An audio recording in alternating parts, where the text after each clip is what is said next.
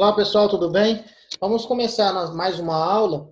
O tema da nossa aula hoje é as principais características do átomo, ok? Antes de iniciar nossa aula, não se esqueça de se inscrever no canal, deixar seu like, pode deixar seus comentários também, começando, que é a pandemia, beleza? Vamos lá. O tema, como eu tinha dito, o tema da nossa aula é as principais características de quem? Do átomo. Só que antes de iniciar, é interessante que você tenha conhecimento, pelo menos, o que seria um átomo. O átomo, na verdade, é o nome dado ao formador de uma matéria. Tudo aquilo é exemplo que ocupa no espaço. Então, exemplo, eu tenho a água. Então, a água é um elemento, uma substância, que ela é formada por átomos. Átomos de hidrogênio, átomos de oxigênio. Eu tenho o gás carbônico, também é formado por átomos. O átomo de carbono, o átomo de oxigênio. Esse nome foi proposto pelos filósofos gregos Demócrito, né? Caracterizando que os elementos químicos, moléculas e substâncias e as matérias orgânicas e inorgânicas são formadas por átomos. Quais seriam os átomos que eu tenho? Nós temos no total 118 átomos, são aqueles que são constituídos na tabela periódica. Átomo de potássio, sódio, cloro, carbono, oxigênio, nitrogênio, hidrogênio, e entre outros átomos.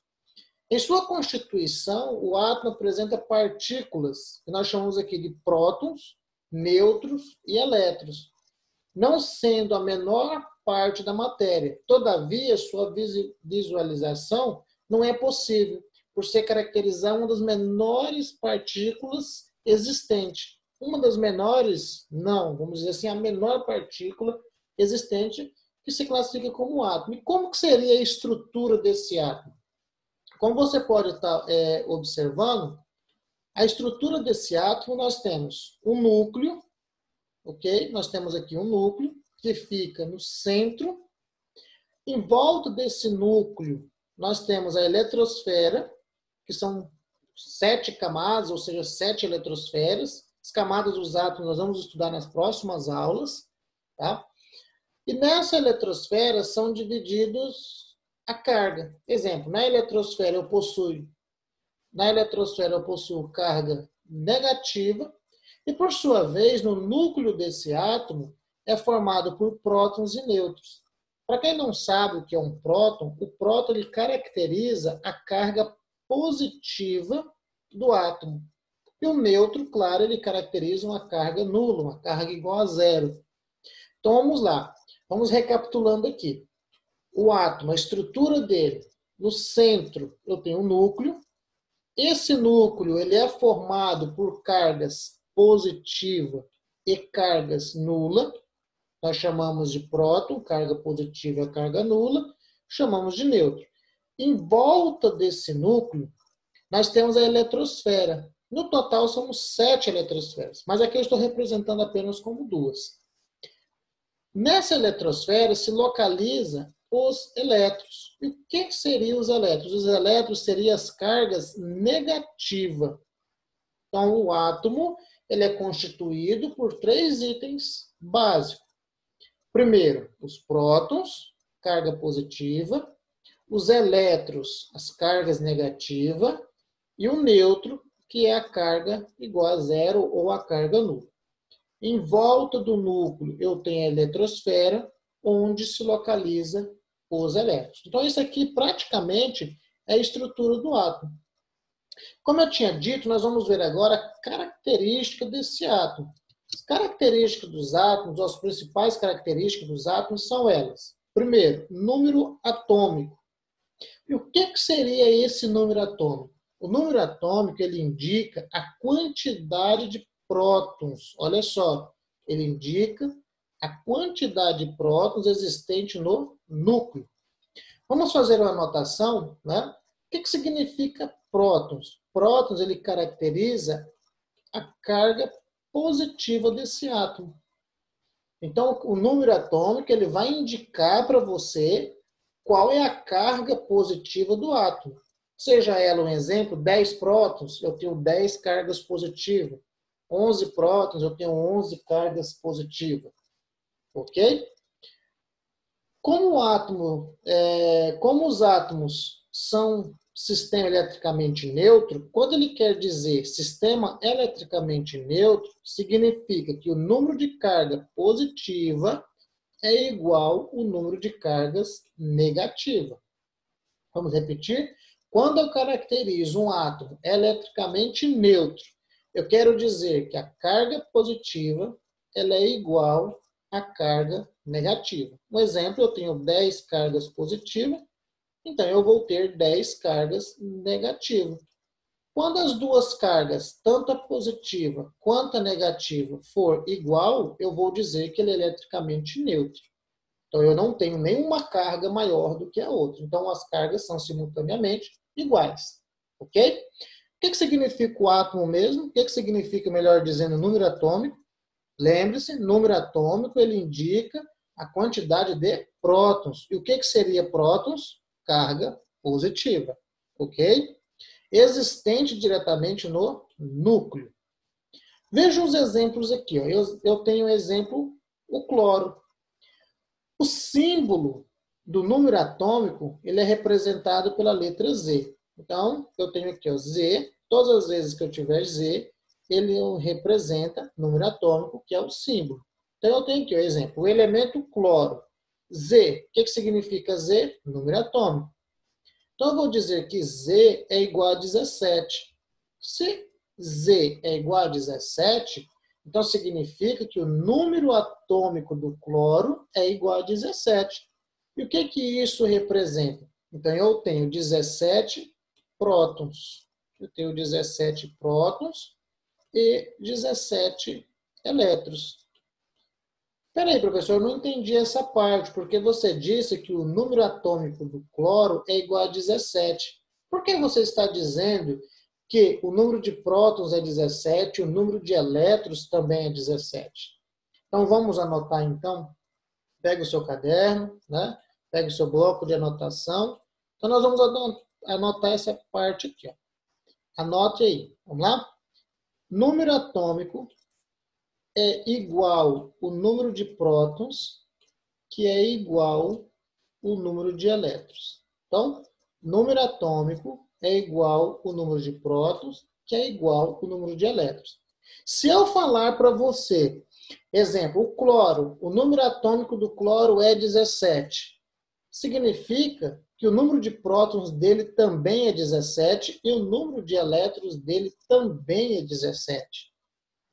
Um elemento X possui o número de prótons igual a 20. Espera aí.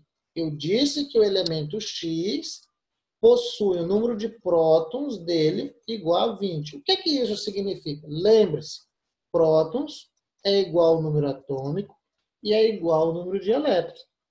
Se eu disse que X possui número de prótons igual a 20, então eu quero dizer que o número atômico dele também é igual a 20. O número de prótons dele também é igual a 20. E o número de elétrons dele também é igual a 20. Ok? Então, os três aqui ó, são iguais. Toma cuidado, às vezes, que ele pode trocar. Então, nem sempre ele vai trazer para você assim. Número atômico, 20. Ele pode colocar também número de prótons igual a 20, que representa o mesmo item, como está descrito aqui. Ó. Número atômico é igual ao número de prótons. Beleza? Então, um exemplo. O sódio, ele possui 11 prótons. Também possui um número atômico igual a 11. Os três elementos são iguais. Ok? Na sequência, eu tenho o número de massa. E o que seria esse número de massa? O número de massa, vamos dizer assim, é a soma do número de prótons, ou o número atômico, tanto faz, com o número de nêutrons presente no núcleo. Então, vamos dizer assim, que um átomo X, ele possui, um exemplo, número atômico dele igual a 15, vamos colocar aqui 15, e o número de nêutrons dele igual a 20. X possui o número atômico igual a 15 e número de nêutrons igual a 20. Como que eu faço, então, para poder determinar o número de massa? nós vamos ter que utilizar essas duas fórmulas aqui. Na verdade, ela se torna apenas uma, né? Pela representação. A fórmula é A, que representa o número de massa, igual número atômico ou número de prótons, que são a mesma coisa, mais o número de nêutrons. Aqui embaixo, mesma situação. Massa, que é igual ao número atômico, mais o número de nêutrons.